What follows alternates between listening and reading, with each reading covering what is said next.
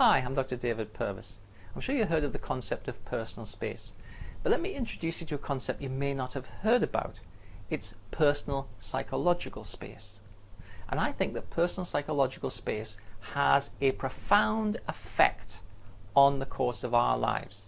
So if you want to hear about how personal psychological space can ruin your life or enhance your life, stay tuned. First, let me tell you a little story about personal space. It's quite interesting, and I apologize for the indelicacy of this tale, if you like. When men go to the bathroom, they are presented with a row of urinals, for want of a better word. Even saying the word sounds a bit strange. A row of urinals. Now, it turns out that if there's a man, if the urinals are quite close together and there's a man next to another man, it creates anxiety because it's a violation of personal space.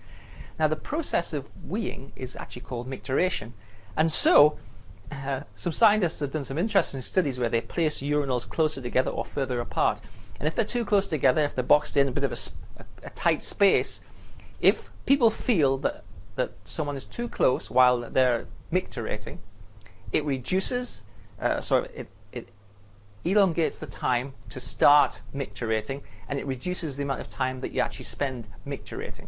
So it's harder to get started and you don't spend so long doing it. Personal space in that domain affects the physiology through anxiety of the process of going to the toilet.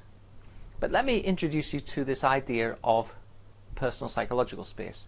Now, personal psychological space is kind of a mouthful, so I've coined a phrase, the personal membrane. And I'm going to show you how the personal membrane has affected one person's life. And I'm going to tell you the story through a timeline of a client who came to me last year. Now, I've changed the name of the client and I've changed some details, but basically this is the client's history. He was born in 1972 and he came to me in 2012 when he had a nervous breakdown. Now, let me just take you through his timeline first of all before I explain the personal membrane. He was born in 1972 to perfectly normal parents. He was a perfectly normal child. He's average in every respect. He went to school, and in 1982 he was 10 years old. And you know, children tend to, well, by definition, because they're children, they have a more naive view of the world, and they tend to, in common with lots of adults, to categorize things into good or bad, light and dark, up and down, multi-billionaire, poor, brilliant, stupid, friend, enemy. So in 1982, my client, who I'm calling Tom, noticed that there were some children in his class who did very well but seemed to put very little effort into the process. And he formed the idea back in 1982 when he was 10 years of age that he was stupid. And he just formed the idea that he was stupid and he felt bad about it, and really he thought very little of it, except every now and again when these children who effortlessly seem to do things, particularly with respect to mathematical kinds of things, they would effortlessly seem to do it because obviously they had a natural aptitude, but they're average in all other respects. When they did well and he just did averagely because he was an average kind of person, sometimes he would think, oh, I'm stupid.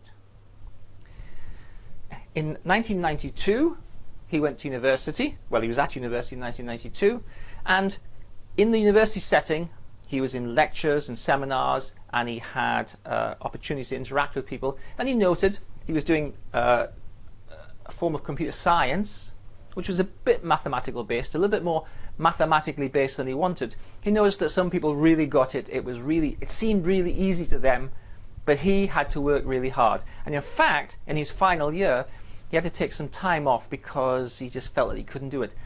The idea that he was stupid kept popping back into his mind, and with it, the added addition of, I'm going to fail. I'm not going to be able to do it. It's all going to come crashing down. Eventually, he managed to put that behind him, and he finished his exams, and he got his degree, and by definition, the same as everyone else, it was average. So he did okay, he did absolutely fine. By 2002, he was working in a computer industry, marketing, sales and marketing with peripherals and computer systems, and he was doing absolutely fine. But in 2002, he got married, and that was a good place for him, and it made him feel as if he wanted to really kind of push forward, develop a family and just to really do well. 2012, he had a nervous breakdown. He felt he couldn't do anything. He had to give up. So that's a brief timeline of Tom. He's a regular, absolutely normal, regular person. Perfectly decent person. In 2012, he had a nervous breakdown. And this is why.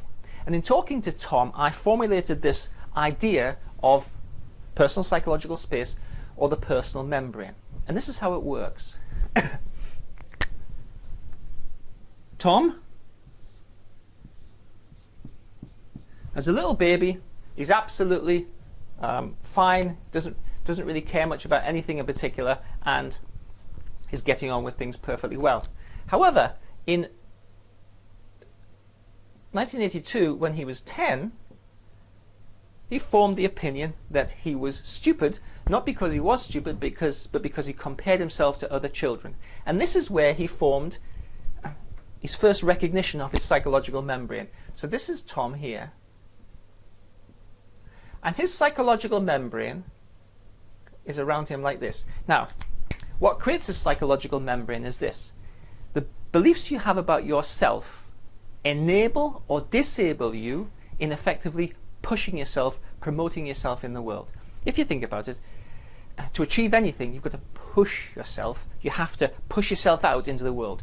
You've got to compete in sports. You've got to compete in business. You have to compete for a mate. You have to compete to have your turn in a conversation in a pub or a bar.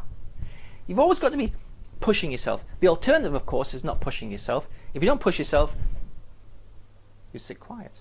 You don't see anything. You don't contribute. You don't participate. So I don't mean being pushy. I mean you've got to put yourself out there just a bit to participate. Otherwise, you'll be overlooked and the world will pass you by. Now, the extent to which you feel able to push yourself out there is determined by the negative and self-limiting beliefs you have about yourself. And that forms your personal memory. That, in a sense, is your personal space. This is the extent, this is your kind of membrane of comfort. Within that membrane, you feel safe because you're not pushing yourself beyond the beliefs that you have about yourself. So here, Tom formed the idea that he was stupid, and that created his embryonic membrane of himself, and as long as he didn't push himself too far, he felt safe. But of course, Tom wasn't stupid. He was perfectly ordinary and average, and that means that he was able to go to university and do the course that he did. But once again, his personal membrane kicked in, and because he could see that other people were cleverer than him, which is just the normal state of the world, there are always people who are cleverer, he felt unsafe, and because he felt unsafe, he started to feel that he couldn't do things, and he started to feel vulnerable, that he would not be able to succeed, and that's what sort of held him back, and he had to resit some exams. Now, Tom is absolutely perfectly ordinary and normal, and his personal membrane is way too small to enable him to push himself far enough to achieve much. Because if you think about it, when you're at school, you deliver homework and the teacher rewards you with marks. When you're in industry or when you're at university, you put in coursework and the lecturer rewards you with marks. When you're in industry, you put in time and effort and the company rewards you with money. But Tom's personal membrane was not big enough to enable him to really push himself. And so he put effort into pushing himself further, to really striving, to really trying. And this really kicked in when he got married. And the marriage was a great, spur for him to push himself forward, to really get stuck into his career. So here, Tom's personal membrane, which was normally here, expanded to here. And Tom became really quite successful. He pushed himself beyond where he felt comfortable So in a sense, he challenged himself. He challenged himself for results, he challenged himself for effort, he challenged himself for doing things that he didn't really feel that comfortable with. And in particular, one was personal speaking. He didn't feel that comfortable with it, but he really challenged himself and he was able to do it. But as Tom became more successful, his the things which he was asked to do increased, and the challenge to his membrane was greater and greater and greater. So in essence, he had to push himself further and further until he's speaking to people, a couple of hundred in the audience. And that was really uncomfortable for him. And as he had more to do, with more responsibility, but with no more time, he had some children, he felt stretched and sort of tugged from lots of directions. And the thought came back to him that was originally created: here, I'm stupid. Here, I will fail.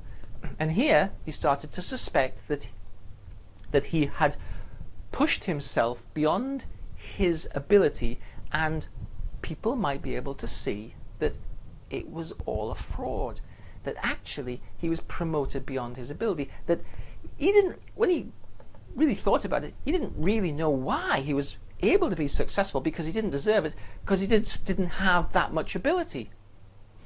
And then one day, back in 2012, he was going to give a talk, just, in essence for him, a fairly regular deal to a couple of hundred people, and he just had the thought, and he couldn't shake this thought: I'll go up on stage, I'll forget what I'm going to say, I'll stand there looking a fool, everyone will realize, they'll realize the truth, that I don't deserve to be there at all, that I've got nothing to contribute, nothing to say. They'll see that I'm stupid, and I will fail. And that then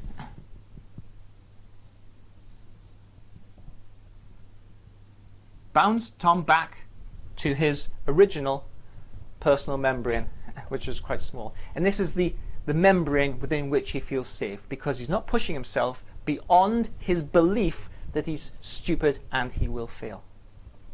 So this is a personal membrane. We've all got one, I think. We all have this limit where we think, yeah, that's okay, no one's gonna take issue with me, I'm not really challenging things too much.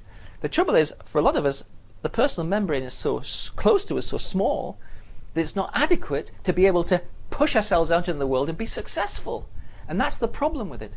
But this is the great thing about this idea of personal membrane. Look, when he was 10, Tom wasn't stupid.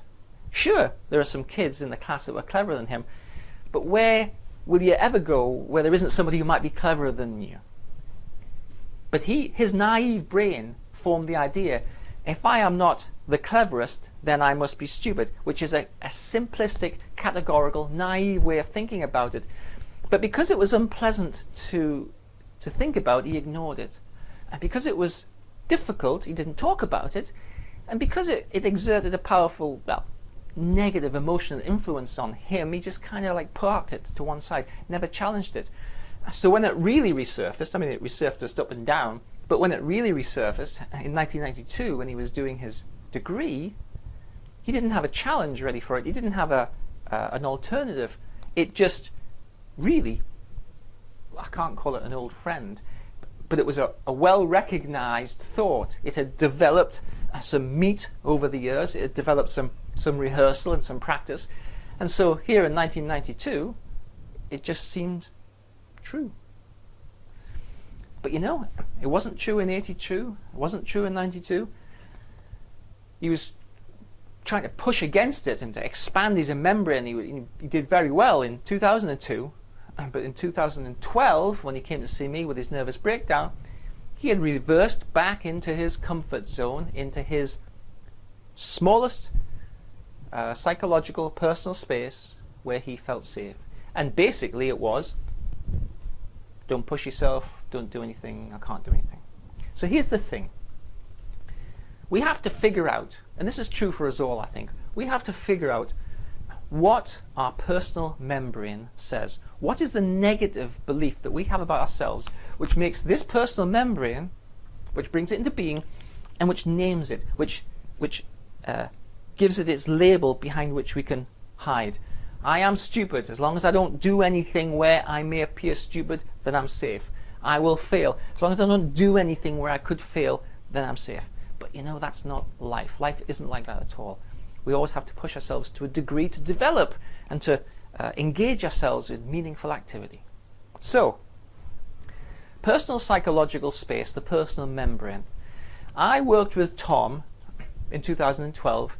And it was actually easier than I thought it would be. We only had 6 sessions of cognitive behavior therapy, and Tom went on to use my mood control system, which I'd only just developed in 2011. And he put some effort into challenging his membrane.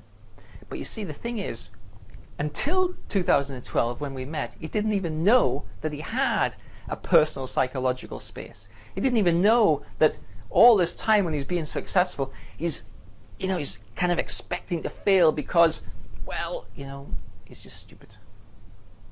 And once he realized it, that's half the battle. Once you can see what the problem is and what the journey needs to be, many people just are quite happy to take the journey because they can see that this personal psychological membrane has always been a barrier to holding them back.